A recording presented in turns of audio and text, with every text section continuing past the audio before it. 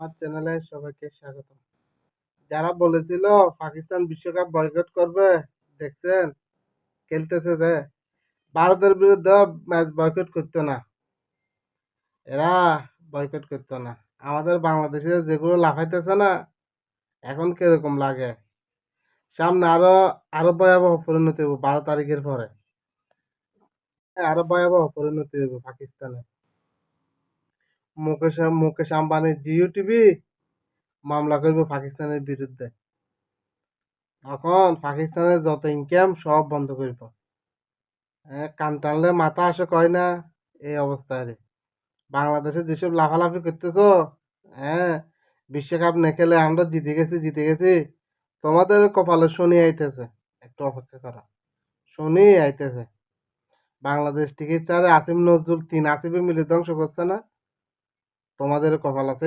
এদের কি, এরা 12 তারিখের পরে সবাই চলে যাব।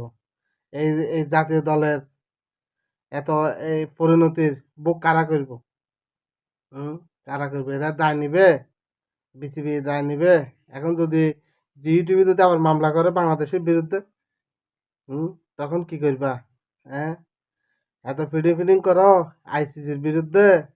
হ্যাঁ, মনে করছো তোমরা জিতে গেছো, হ্যাঁ। হুম, আইসিসি টাকা ছাড়া তো চলতে পারো না। হ্যাঁ, আইসিসি, তোমরা যে কত বাটফার, কত কত ভৌতবাজি, এটা তোমার কার্যকলাপে সমান। তোমরা জাতীয় দলকে ভারতের নিরাপত্তা অজুহাতে ফাটাও নাই। এখন শুটিংদের কেন ফাটাইছো? এটা কি বোঝা যায়? শুটিং দিয়ে কেন ফাটাইছো ভারতে? এটা তোমরা বহতাবাদি না? 3 আসিম মিলা জাতীয় দলটারে বাপের সম্পত্তি পাই মতন ধ্বংস করে দিতেছ। হ্যাঁ, নাজমুল হাসানের ফাফনের সময় 17 বছর যত টাকা লুটপাট হয় নাই, এই তারা 17 মাসে এই 6 মাসে 4 গুণ করেছে। এটা সব তদন্ত আইসিসিতে আছে। হ্যাঁ, আইসিসিতে আছে। এটা তোমরা মনে করো না পার পাইবে। এই আজকে বলে গেলাম আমি, এই নির্বাচিত সরকার আসার পরে জাতীয় দল ধ্বংস করার জন্য এদের যদি বিচার না হয়, তাহলে আপনি আমার কইয়েন, আপনি আমাকে কইয়েন। এটা এদের বিচার হইব।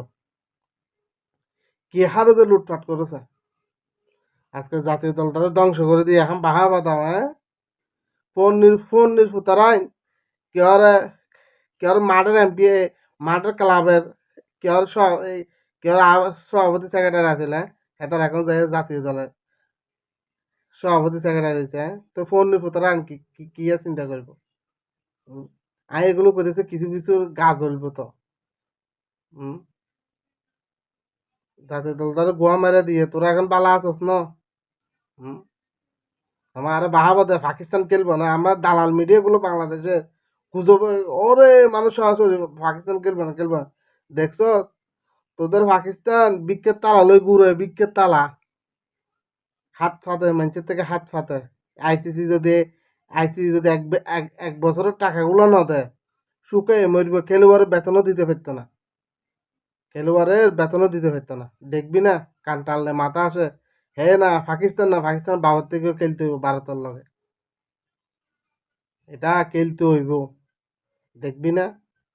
আমরা কইছিলাম না পাকিস্তান বিশ্বকাপ বয়কট করবো না। তোদেরকে তো ব্যবহার করছে স্ট্যান্ড বাজের জন্য। পাকিস্তানের স্বার্থ, যেখানে স্বার্থ আছে পাকিস্তান, স্বার্থ নাই কেন নাই। তোরা মানুষ তোদের পক্ষে বাহাবাদ আছে, হ্যাঁ। এখন তোদের বিরুদ্ধে যদি আইসি নিষেধাজ্ঞা দেয়, এরা মারবো?